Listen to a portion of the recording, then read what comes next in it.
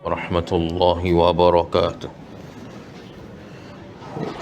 Ila hadrati Sayyidina Muhammadin sallallahu alaihi wasallam, summa ila arwahi azwajihi wa zurriyatihi wa ashabihi wa tabi'ina wa tabi'in tabi'ina lahum bi ihsanin ila yaumiddin, wa ila arwahi abaina wa ajdadina wa jaddatina wa masyaikhina وجميع المسلمين والمسلمات والمؤمنين والمؤمنات الأحياء منهم والأموات. شيء الحق. الفاتحة. أعوذ بالله من الشيطان الرجيم. بسم الله الرحمن الرحيم. الحمد لله رب العالمين الرحمن الرحيم مالك يوم الدين. إياك نعبد وإياك نستعين. اهدنا الصراط المستقيم صراط الذين أنعمت عليهم غير المغضوب عليهم ولا الضالين. آمين.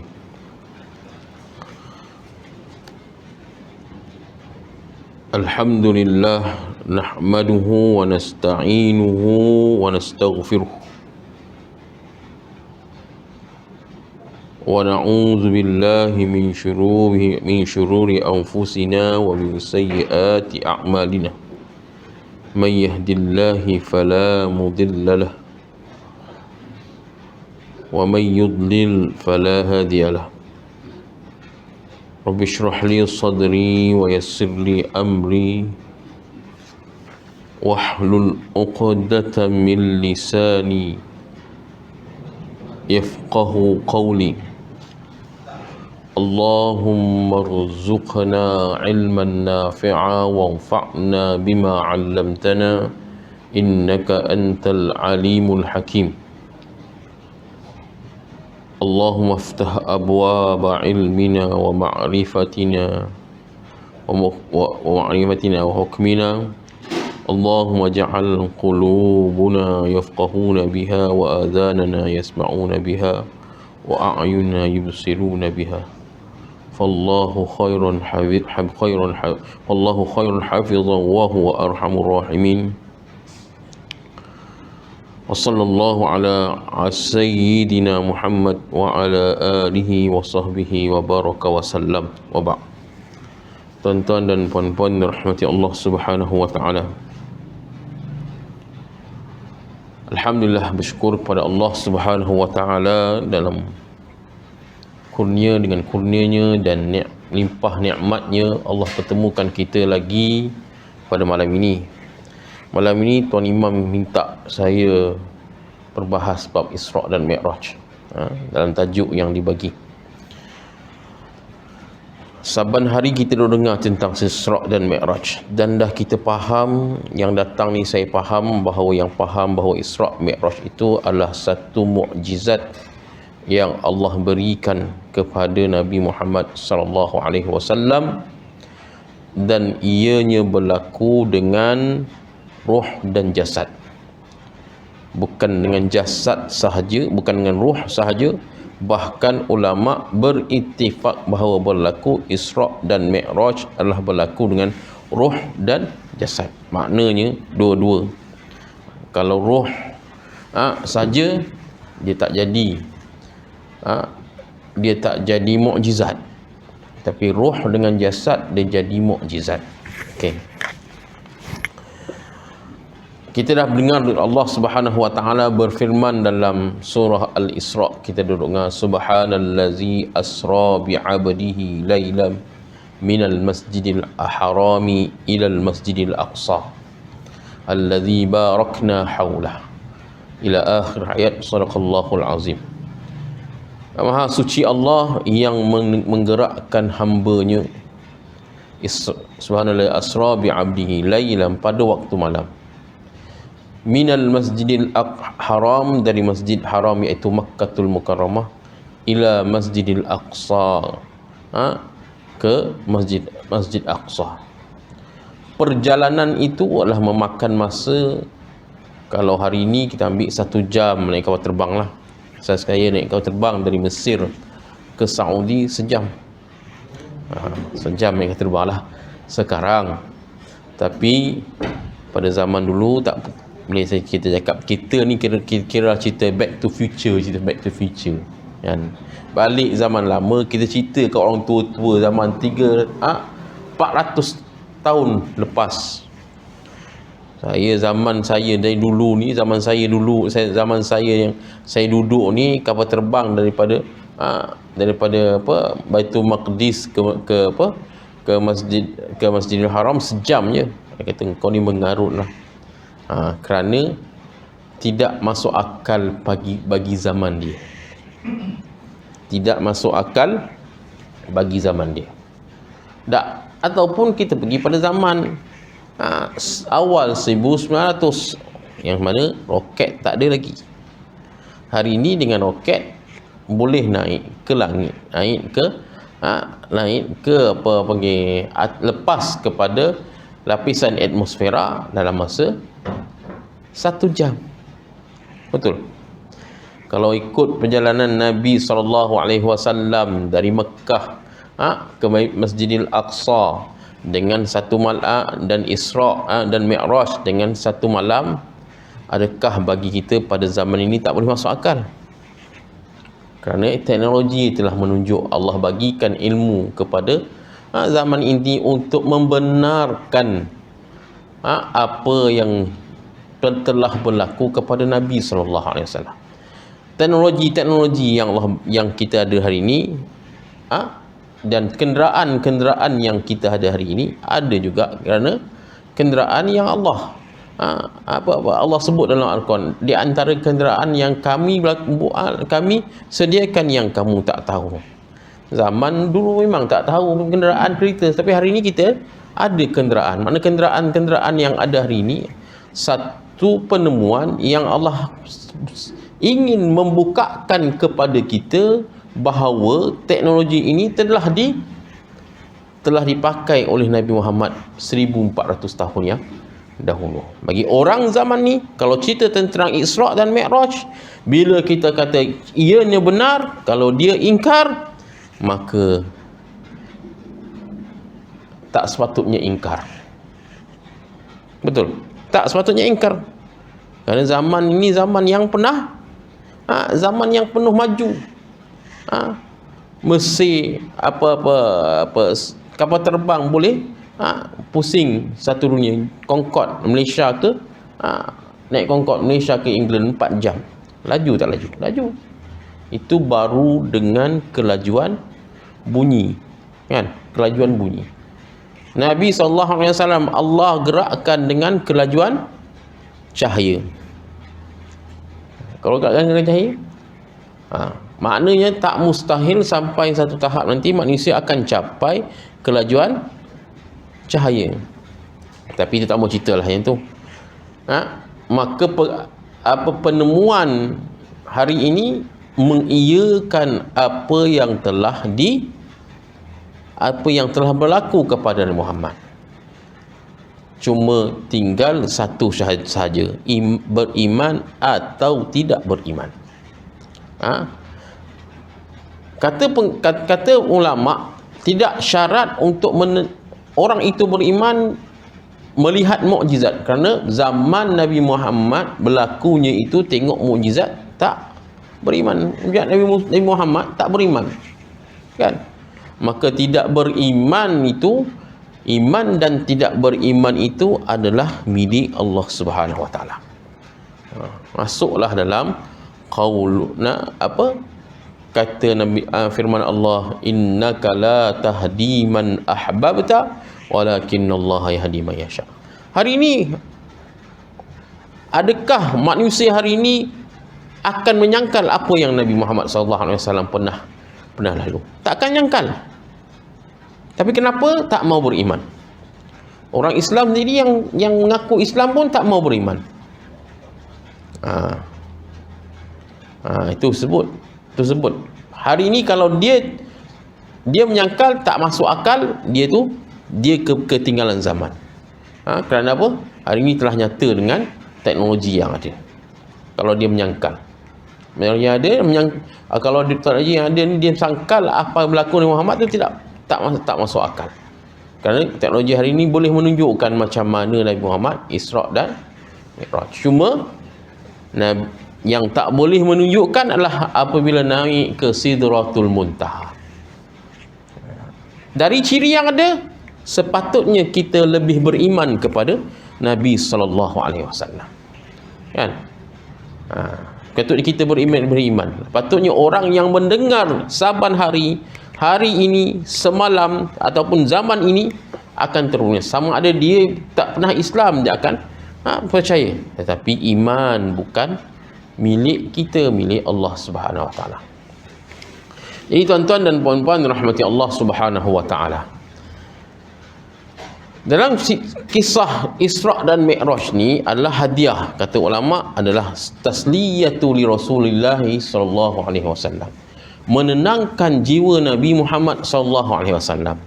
Setelah kematian kematian isteri dan bapa saudara Nabi Amul Hazan, bapa saudara Nabi Abu Talib dan isteri Nabi Khadijah bintul Khuwailid. Mana sebenarnya tasliyah untuk memberi ketenangan dan memberi rasa suka Nabi SAW. Memang benarlah. Apa yang kita nak ambil tahu bahawasanya peristiwa Isra' dan Mi'raj ini berlaku selepas Taif. Di mana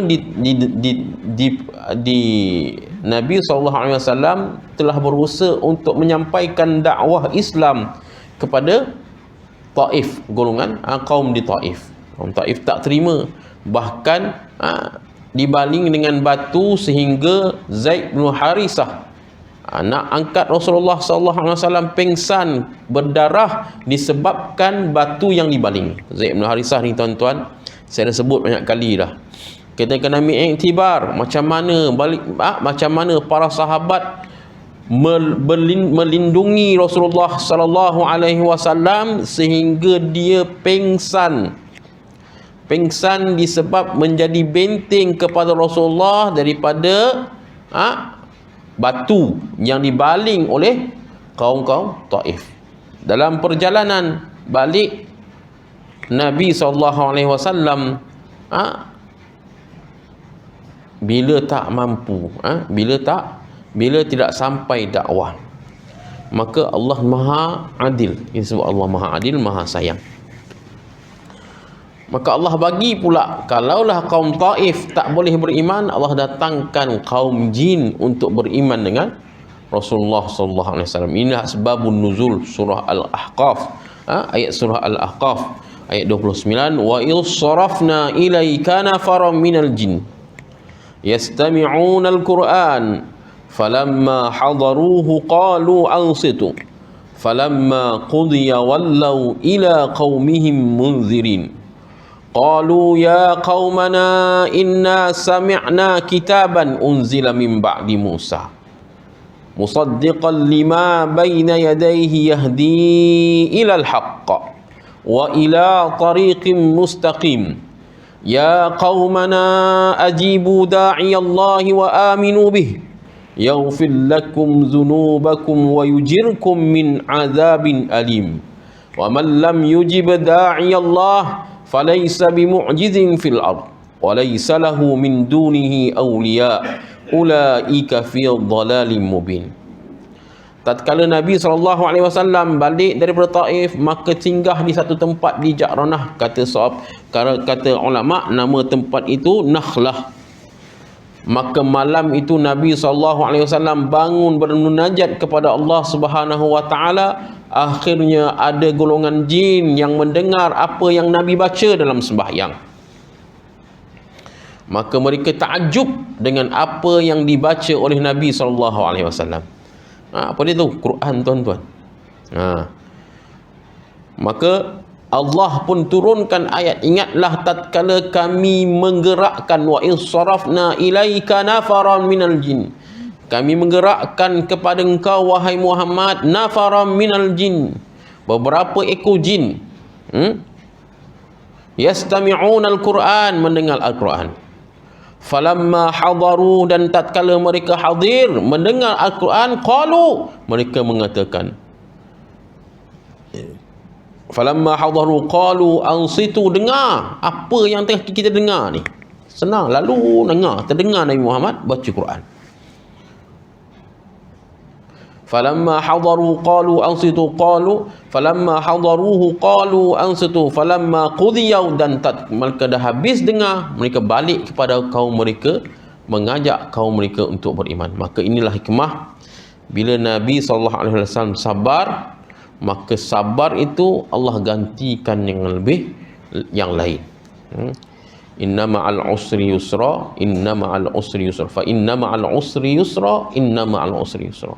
Hari ini tuan-tuan, kita ambil iktibar Nabi Muhammad SAW berusaha membawakan dakwah ini. Bila tak mampu orang kaum Taif menerima baginda SAW, Allah menggerakkan satu kaum nama kaum jin yang akhirnya semua masuk Islam. Kalau hidup lagi, kalau kita dan jumpa tuan-tuan, saya pernah jumpa jin zaman Nabi Musa. Saya pernah jumpa jin zaman Nabi Musa. Jin tu kata, kau hidup, kenapa kau tak Muhammad, tak kenal Muhammad? Aku mana kenal Muhammad, aku kenal Musa. Baca ayat ni, menangis. Baca ayat ni. Jin ni bila kita baca dekat dia ayat Quran, jin yang hatinya bersih akan menangis. Ansitu, dengar. Falamma qudiya wallau ila qaumihim munzirin, balik pada kaum mereka, maka mereka mengingatkan kepada kaum mereka, ya qaumana, wahai kaum jin, kami mendengar satu kitab yang telah diturunkan kepada Nabi selepas Musa. Kenapa Musa? Kerana Nabi Musa ni famous. Famous tuan-tuan, famous. Tengok Isra' Mi'raj pun Nabi Musa dia punya karakter banyak. Nabi Musa kalimullah ni karakter dia paling banyak. Nabi naik berjumpa dengan Allah, titahkan sembahyang 50 waktu. Balik kepada dalam perjalanan pulang, jumpa Nabi Musa tanya apa yang Allah beri. Allah kata sembahyang 50 balik ni.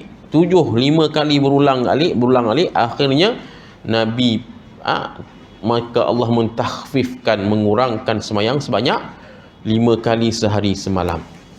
Kenapa Nabi Musa? Kerana Nabi Musa lah orang Nabi yang antara ulul azmi yang banyak diuji oleh Allah Subhanahu Wa Taala. Dan Nabi Musa punya agama antara agama yang terluas. Dia punya penyebarannya penyebarannya sehinggalah hari ini kita pun tahu Nabi Musa lah kitabnya kitab Taurat. Akhirnya jin tu kata apa? Jin tu kata, wahai kaumku, kami mendengar satu kitab yang telah diturunkan kepada seorang nabi selepas Musa, membenarkan apa yang dibawa oleh Musa dan menunjukkan kita kepada jalan yang lurus. Musaddiqan lima baina yadayhi yahdi ilal haqqi wa ila tariqin mustaqim. Kitab ini menunjukkan kita kepada jalan yang lurus dan jalan yang benar, jalan yang benar.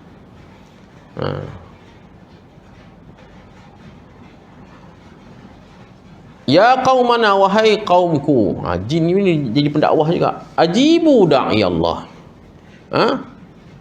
Jawablah pelawaan Allah ataupun panggilan Allah. Wa man lam yujib da'i Allah, siapa yang tidak menjawab panggilan Allah, falaisa lahu min dunihi awliya ulaika fi dhalal, maka dia tidak akan ada orang yang membantu. Ayat ni tuan-tuan kita relatekan dengan Isra' dan Mi'raj. Kenapa selepas itu Allah naikkan Nabi SAW ke Isra' dan Mi'raj. Isra' dan Mi'raj ni tuan-tuan, satu benda yang Allah bagikan kepada kita iaitu solat. Kita dah tahu solat. Solat adalah hadiah yang paling berharga. Sebab tu Nabi dipanggil sendiri untuk menerima, tidak menggunakan wasitah. Satu-satunya hukum yang diantar yang tidak ada wasitah. Hukum satu-satunya ibadah yang tidak ada wasitah di antara Nabi dengan Allah adalah sembahyang. Betapa besarnya solat. Tapi orang Islam dia tinggal solat. Orang Islam yang solat tak betul. Tuan-tuan, hati-hati tuan-tuan. Saya ni banyak tes imam-imam. Kadang-kadang kalau saya jalan hari semayang kan, tengok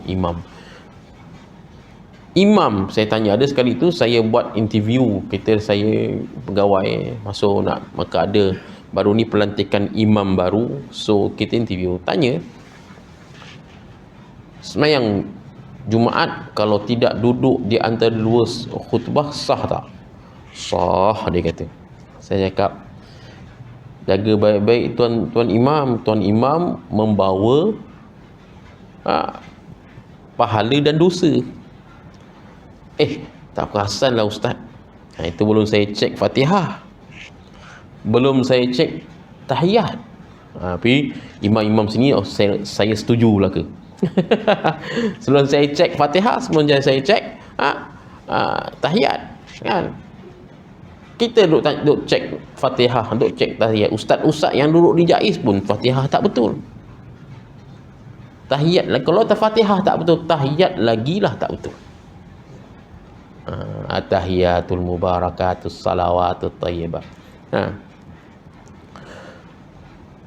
Ceritanya sembahyang ni satu hadiah yang besar Allah bagikan kepada kita, tapi umat Islam tak menghargainya.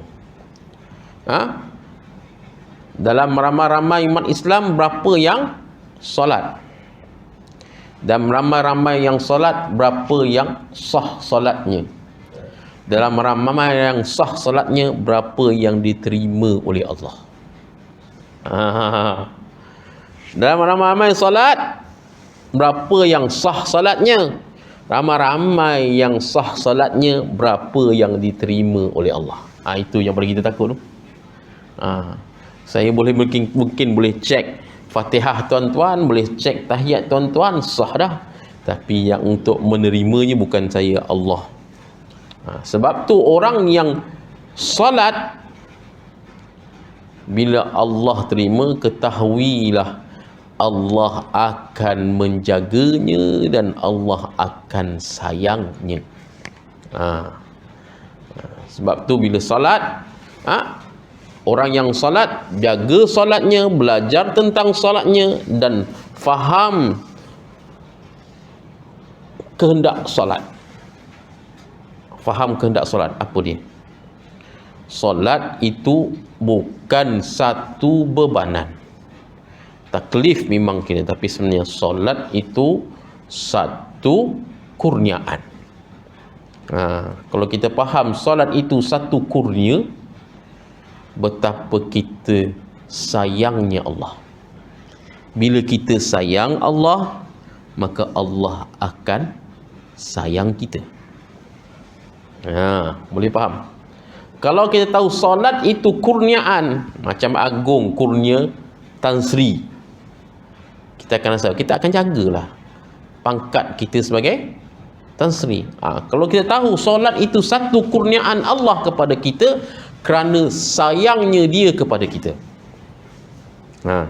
masuk dalam bab nama Allah Al-Muhib, Maha Penyayang.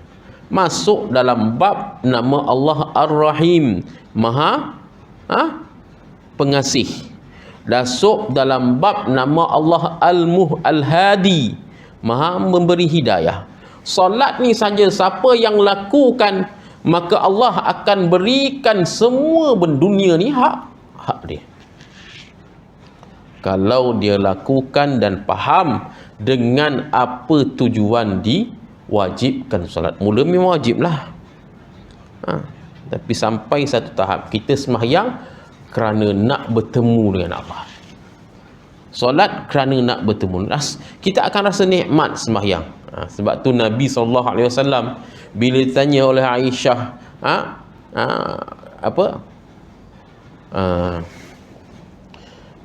afala akunu abdan syakura, ataupun bila Nabi SAW ditanya oleh Aisyah, wahai Aisyah, kenapa yang kau banyak semayang sangat bengkak sangat sampai kaki bengkak ni, sedangkan kau diampunkan Allah? Bukan yang tu yang Rasulullah rasa. Ketika kita salat kita rasa sakit kaki, Rasulullah tak rasa sakit. Pasal apa? Dia rasa aku nak berjumpa dengan Allah tiap-tiap waktu. Solat adalah perjumpaan kita dengan Allah satu hari sekurang-kurangnya 5 waktu sehari semalam. Tapi kalau kita tak merasa berjumpa dengan Allah, macam mana tuan-tuan? Kita solat, kita tak rasa kita berjumpa dengan Allah. Susah tu. Kita kena hadirkan bahawa aku nak berjumpa, sebab aku nak berjumpa dengan kekasihku. Dengan kekasih kita. Bila dia suruh solat, maka dengan solat itu Allah sebut sendiri, dia akan membendung kita melakukan kemungkaran.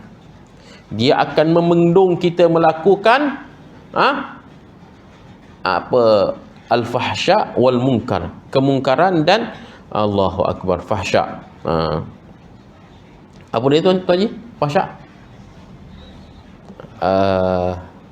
Inna salata tanha, sesungguhnya salat mencegah kamu dari melakukan fahsya, perkara keji. Membendung kita untuk melakukan perkara keji, membendung kita melakukan perkara mungkar. Bila orang dah sampai tahap salatnya membendung dirinya untuk melakukan perkara mungkar, ketahuilah ketika itu salat kita Allah dah terima. Hari ini bila kita masih lagi salat dan tidak membendung diri kita melakukan kemungkaran, apakah mungkar yang paling besar tuan-tuan? Mungkar paling besar, Ustaz, mungkar paling besar zina lah Ustaz. Zina tak besar. Kisah seorang pemuda berjumpa dengan Rasulullah, menangis, ya Rasulullah, aku malam cerita kisahnya, aku malam tadi berzina dengan mayat perempuan, mayat seorang perempuan dara. Aku ni kerja aku mencuri, kerja aku ni mencuri kain kapan. Bila perempuan tu dah meninggal, aku korek, aku curi kain kapan tu. Aku curi kain kapan tu, nampak jasad dia, aku teringin nafsu aku, maka aku bersetubuh berzina. Nabi SAW marah. Berzina dengan perempuan yang mayat telah mati. Ni cerita ni ada banyak kisah kita tahu ni. Pergi jumpa dengan Rasulullah, ya Rasulullah, aku ingin bertaubat. Rasulullah kata, marah kat Rasulullah marah ke dia, kau pergi, jangan jumpa aku. Turun ayat Nabi SAW, kata Allah ampunkan dosanya. Allah ampunkan dosanya. Dia ampun tuan-tuan, dosa besar mana pun Allah ampun. Apakah dosa yang paling besar yang kita takut? Mungkar yang paling besar yang kita takut. Bila kita solat masih lagi belum berubah diri kita, masih lagi kita tidak ingin untuk ikut Al-Quran, itu bahaya tuan-tuan. Sembahyang, subuh berjemaah, sembahyang zuhur berjemaah, maghrib berjemaah, tapi bila sebut tentang Al-Quran berat nak terima. Kena koreksi balik diri kita. Apakah sebab Allah tak terima kita? Bila kita tak terima Al-Quran, maknanya Allah tak terima kita. Bila kita tak terima saranan Al-Quran, apa yang diperintah oleh Al-Quran, maknanya bukan kita yang tak terima, Allah yang tak terima, walaupun kita solat. Ingat tuan-tuan, walaupun kita solat, ingat, yang tu paling bahaya. Kita rasa kita hebat dah, boleh jadi imam, tapi bila bertembung dengan hak Allah, dengan hak Rasulullah, dengan hak nafsu, kita membesarkan hak nafsu kita. Kita tidak mengambil hak Allah depan. Kita tidak mendahulukan hak Allah depan. Kita mendahulukan kehendak nafsu kita. Walaupun kau buat apa pun kau buat, kau dakwah ke apa ke, tapi bila sampai hak Allah kita tak terima, maka ketika itu kita ketahuilah ketika itu Allah masih belum menerima kita. Jadi Allah terima senang. Kita akan menjadi sifat para sahabat. Macam tadi kan, bertaubat. Bila bertaubat, Allah terima.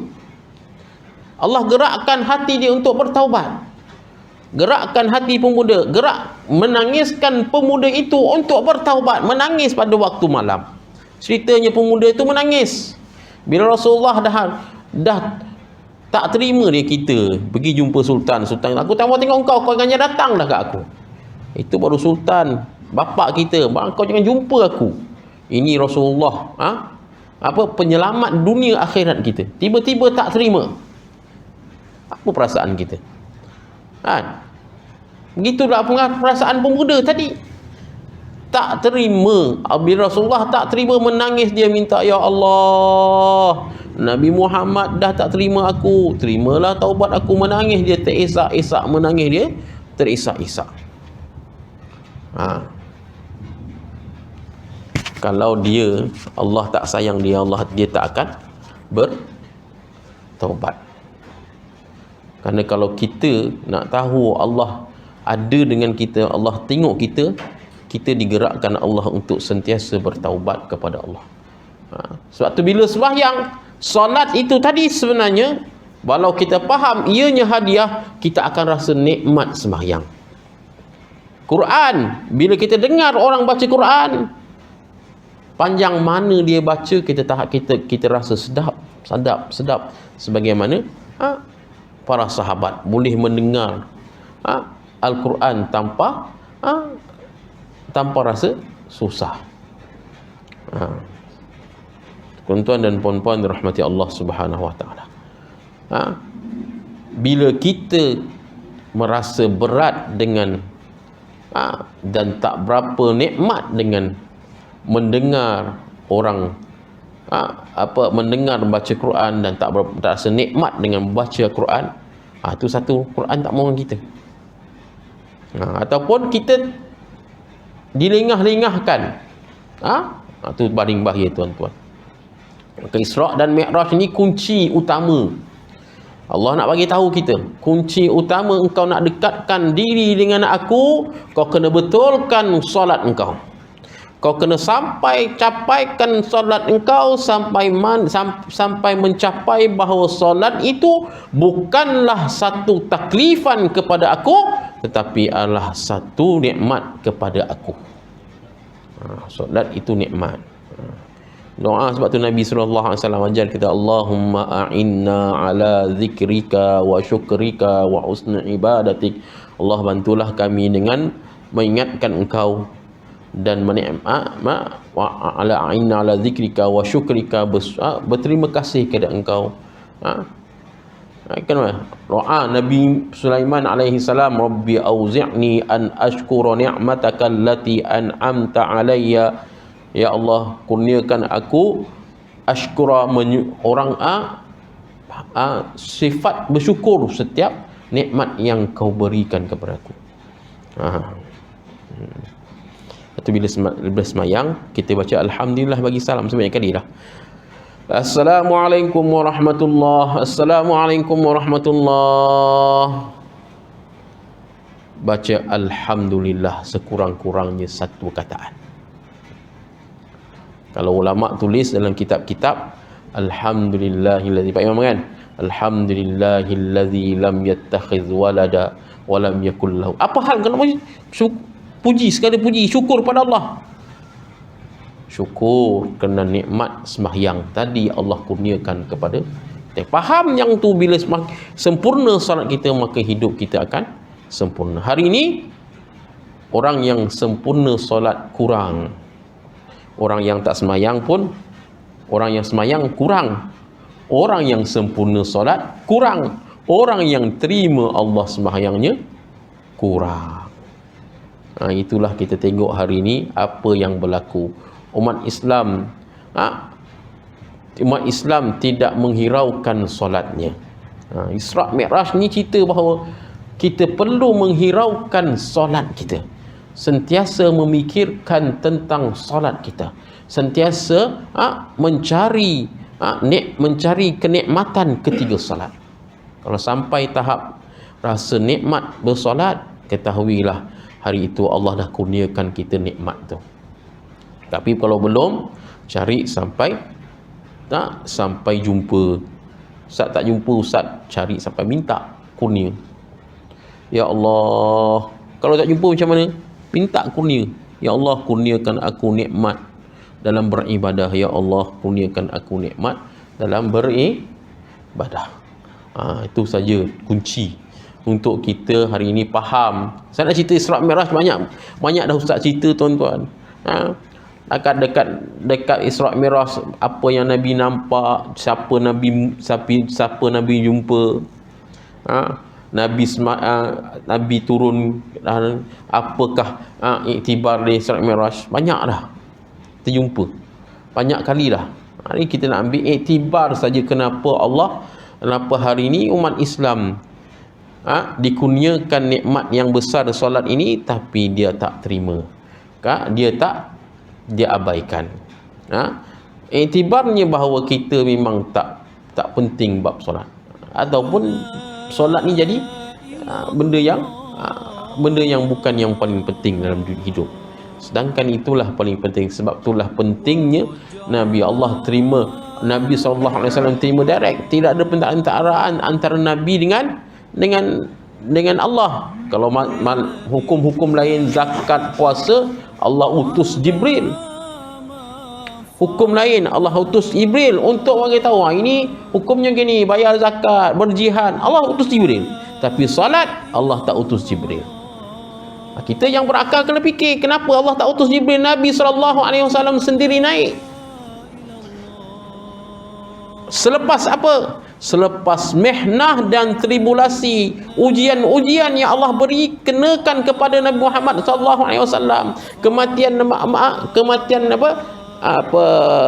bapa saudara, kematian isteri tercinta, dibaling dengan batu di Taif. Tak ada orang Taif tak terimanya, orang Mekah halaunya. Orang Taif tak terima dia, orang Mekah halau dia. Dia masuk dari balik pada Taif, tak boleh masuk Taif, tak boleh masuk Mekah.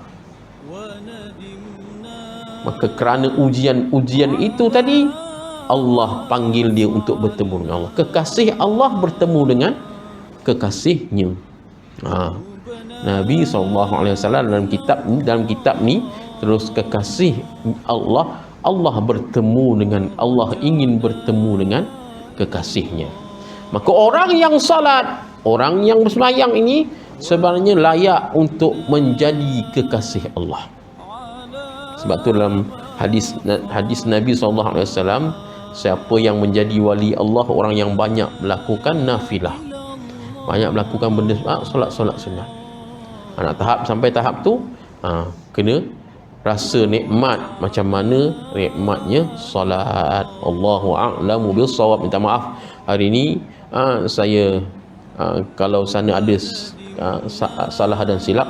Mudah-mudahan apa yang kita perbincangkan pada malam ini, cerita tentang Isra' dan Mi'raj, mendapat iktibar dari saya, iktibar apa yang baik itu daripada Allah Subhanahu wa taala, apa yang kurang itu dari saya hamba yang lemah. Tutup masjid kafaratul majlis dan suratul asr. Subhanakallahu wa bihamdika, asyhadu an la ilaha illa anta wa astaghfiruka wa atubu ilaik. Wal asr innal insana lafi khusr illa alladhina amanu wa 'amilus solihat wa tawassaw bil haqqi wa tawassaw bis sabr. Bismillahirrahmanirrahim. Alhamdulillah rabbil alamin. Wassalatu wassalamu ala asyrafil anbiya'i wal mursalin wa ala alihi wa sahbihi ajma'in. Allahumma ja'alna mimman istama'al qawla wa yattabi'una ahsanah. Allahumma arinal haqqa haqqan warzuqna ittiba'ah wa arinal batila batilan warzuqna ijtinabah. Wassallallahu ala sayyidina Muhammad wa ala alihi wasallam. Alhamdulillah rabbil alamin. Assalamualaikum warahmatullahi wabarakatuh.